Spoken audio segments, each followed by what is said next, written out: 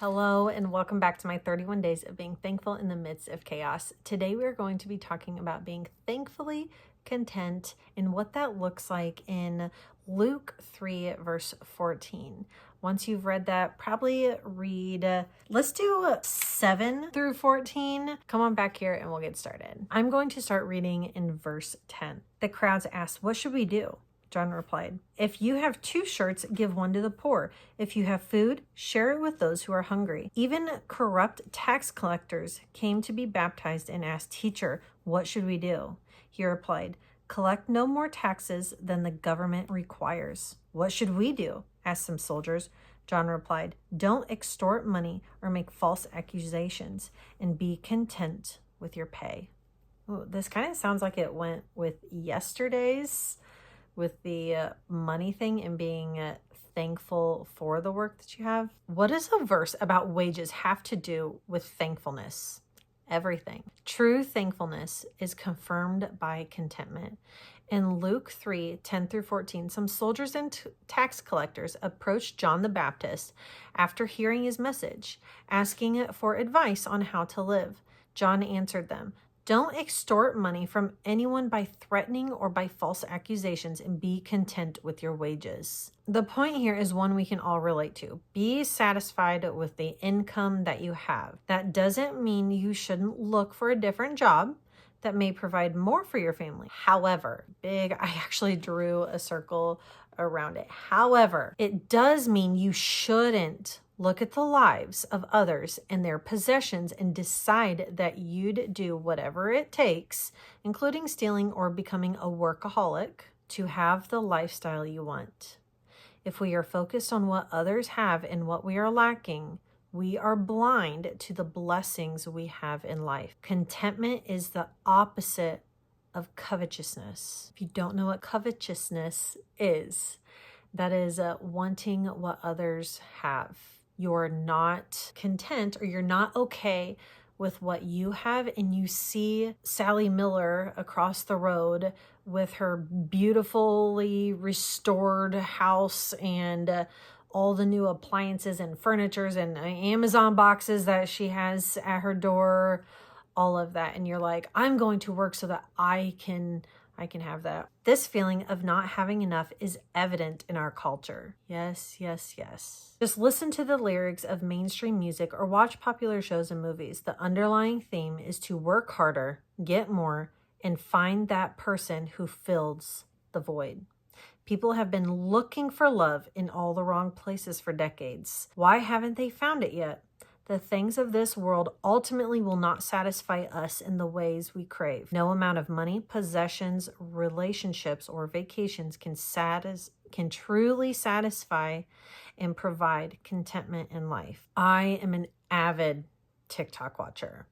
I love watching TikToks, and a lot of the times what will come through is these beautiful TikTok influencers or just social media influencers in general, and their pristine houses and all the new packages that they're receiving from companies to promote their products and all the things. And it's like, wow, that would be awesome. I wonder what that's like. And I stop myself and I'm like, "Whoa, Stacy, that's not for you. What are you doing here? Let's keep scrolling before you start pondering on this more." I wrote it down here. I find contentment in little things. Find ways to use what I already have.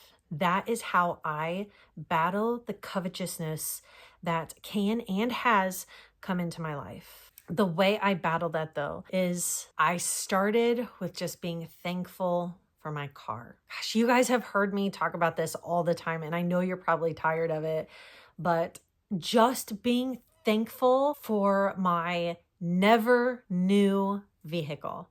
I've never had a brand new car. It has always been a previously used, well-loved vehicle. The van that I actually have now, is a 2017. That has been the closest to newest vehicle I've ever had. It started with a minivan, a 2012 Town and Country. I loved that van, and that's where my thankfulness started. Even though I never wanted to be a minivan mom, most people don't ever start wanting to be one, but I started there because it had a great trunk space. I could fit all of our kids in it. It was easier for everybody to get in and out when they were such a young age. And then when we upgraded to our Sprinter van, I was even more thankful because then I could go and get almost whatever I wanted in one haul. I can haul other people's kids. I have put 2 pigs in there with 3 straw bales, 3 bags of feed in there. I mean, I am so thankful for it. It's so thankful for it. And that's just where it started. And that's not a little thing. That's a pretty big item. But being thankful for the things that you already have. And then finding other uses for the other stuff that you already have. Battling covetousness starts with being thankful for the things that you already have. Are you thankfully content where you are right now and for the things that you already have? It is hard.